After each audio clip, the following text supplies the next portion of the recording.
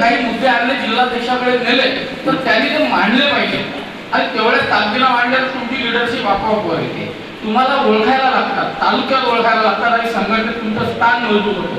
जेव्हा आपलं स्थान मजबूत होतं पण काय होतं की आपण आपल्या सहकार्यासोबत काम करत असताना कधी याला मागं ओढतो, कधी त्याला मागं ओढतो.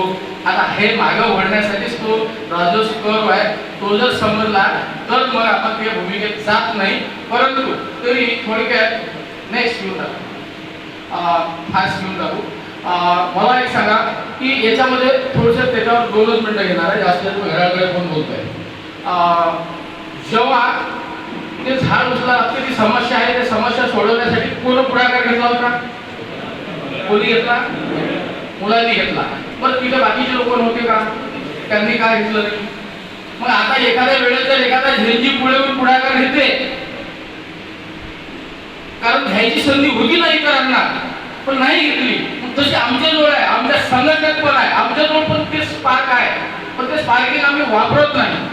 मग त्यासाठी काय करावं लागेल? त्या मुलांच्या मनात काय विचार आला, त्यांनाच ती समस्या कामात सोडली. कारण तिथं तरुण होते, म्हातारे होते, सगळे प्रकारचे ऑफिशियल लोक होते, शुद्ध लोक होते, संस्कारित लोक होते, त्यांना घाई नव्हती कुठलीच.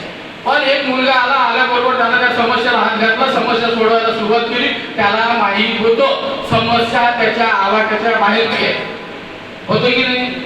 आवाक्याच्या बाहेरची होती. एक झाड पडलेलं एवढं मोठं आणि ते झाड एक छोटा मुलगा उचलू शकते का? नाही. त्याने विचार केला का मला कोणी मदत करेल का? नाही. पण तो पुढे गेला आणि जसं आनंद म्हणून गेला असेल, कदाचित त्याचं गोल टार्गेट उच्च असेल, त्याचं ध्येय ठरलेलं होतं दिवसाचं. ज्याचं टार्गेट ठरलेलं आहे ना तो त्या दिशेनं काम करतो. ज्याचं टार्गेटच ठरलेलं नसतं मग तो घरातच बसत असतो. जसं की काही तिथं चाकरमाने होते, ऑफिसला जाणारे होते, त्याला कसं वाटतं की बरं झालं पडलं, फोन करून सांगता येईल की खूप मोठं झाड पडलेलं आज येऊ शकत नाही. समस्येचं सोल्युशन नव्हतं तिथं, याच्याजवळ नव्हतं, याला ते खरं वाटत नव्हतं कारण ते स्पार्क झालं. पण हा मुलगा याला समस्या सोडवली, समस्या सोडवताना त्याच्या या समस्येसोबत त्याचे सहकारी मित्र आले, समवयस्क आले. त्यावेळेस आता हिंदी सगळे जुळत चालले असं आपण म्हणतो. याच्या मागे लॉजिक आहे, सिद्धांत आहे, सामाजिक सिद्धांत आहे आणि त्या त्या पिढीला ते जे विचार पटतात म्हणून आपल्याला त्यांच्यासोबत जावं लागतं. ते मुलं आले, मुलं खेळत बसले, खेळता खेळता ते झाड लोटायला लागले. लोटता लोटता असं दिसलं की त्यांच्यासोबत ते खेळणं पाहून काही तरुणांना वाटतं की आपणही आता मदत करा. तरुणही आले, नंतर त्याच्या मागे म्हातारे आले. म्हाताऱ्या लोकांनी सुद्धा त्याला मदत केली आणि हळूहळू काय झालं की समस्या सुटली. समस्या सुटली म्हणजे इथं लिडरशिप कुठे आली? या सगळ्या पॉईंटमध्ये लिडरशिप कुठे आली? कुठेतरी कोणाला तरी कुठल्याही कामासाठी पुढाकार घ्यावा. दुसरं लॉजिक याच्यासाठी एक आहे की जेव्हा तुम्ही एखादा विचार मांडता, एखादी गोष्ट करता, संघटनेत असो, घरात असो, दारात असो, बाहेर असो, समाजात असो, कुटुंबात असो, जेव्हा एखादा विचार मांडता तेव्हा तुमच्या विचाराच्या सोबत सगळे लोक येतील याचा भरोसा नाही. अपेक्षा पण करायची नाही त्याची येतील म्हणून. तुम्ही तुमचं काम करत राहा, तुम्ही त्या विचाराला पुढे नेत राहा, हळूहळू तुम्हाला स्वीकारले जाते.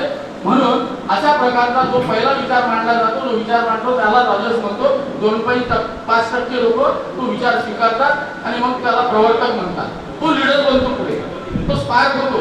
आणि हे 2.5% जसे पुढे आले तसं त्याचं काम सुरू झालं की बाकीचे लोक त्याला विरोध करतात. पण नंतरचे काही लोक जे आहेत दुसऱ्या पिढीतले 13.5% लोक त्याचा विचार पुन्हा स्वीकारतात की हा खूप छान काम करतो. 13.5 स्वीकारला तर 2.5 13.5 किती झाले? दुसऱ्या टप्प्यात मुख्य प्रवर्तकाचा विचार स्वीकारण्याची संख्या पर्सेंटेज मध्ये सांगतोय. तुम्हाला हा बदल नक्की दिसणार आहे. बदल कसा घडून येतो त्याचं लॉजिक सांगत आहे. 13.5 म्हणजे 16% लोकांनी तुमचा विचार स्वीकारला. म्हणजे समितीचा विचार आपण पोहोचवण्यात कुठेतरी कमी पडतोय. शिक्षकांपर्यंत, गावापर्यंत प्रचार प्रसार आणि योग्य पद्धत हे जर वापरले नाही, पण जर ते जे वापरतात ते जर वापरली तर आपल्याला 16% लोक दुसऱ्या पिढीत येतील. थोडा वेळ लागतो आणि अशा पद्धतीने 16% लोकांनी हे स्वीकारल्यानंतर, विचार स्वीकारल्यानंतर प्रवर्तक, मुख्य प्रवर्तक आणि स्वीकारणारे जे आहेत ते आहेत शीघ्र प्रवर्तक. काही लोक लवकर तो विषय ऍक्सेप्ट करतात. शाळेच्या उदाहरणावर खूप छान सांगता येईल, थोडा वेळ नाही आहे. एखादी शाळा बदल कशी घडते, शाळेचा बदल मुख्याध्यापकापासून तर शिक्षकांपर्यंत. पण आता आपल्याकडे जेवणाची वेळ होती म्हणून 15 मिनिटात संपूर्ण सेशन मी आटोपणार आहे, 10 ते 15 मिनिटात. तर त्या विषय स्वीकारला नंतर हळूहळू असा बदल झाला की तुमचा विचार 16% स्वीकारला. नंतर त्या याच्यात थोडे उशिराने स्वीकारतात, पण स्वीकारतात जवळपास ते पण 14% असतात, 13.5% असतात. म्हणजे पहिले झाले तुमचे 16%, 2.5, 13.5, किती झाले 16%. दुसऱ्या टप्प्यामध्ये तो विचार 14% लोक स्वीकारतात. 16 14 30% लोक आले की हळूहळू तुमची प्रसिद्धी प्रचार वाढायला लागते, तुमचं काम दिसायला लागतं, लोक तुमच्या मागे यायला लागतात आणि लोक म्हणतात की नाही आता हे चांगलं काम करतात. 30% लोक तुमच्या सोबत आल्यानंतर त्याचा प्रचार प्रसार वाढतो, केंद्रात गावात संघटनेत समाजात व्यवस्थित सगळीकडे. पुन्हा तुमच्यासोबत 16% लोक येतात. आता किती झाले 46% लोक झाले. 30 आणि 16 46. 46 नंतर तुमच्या सॉरी इथं 50% व्हायला पाहिजे, म्हणजे 16 आणि 14.5 20% लोक स्वीकारतात, म्हणजे 50% लोक तुमच्या सोबत आले की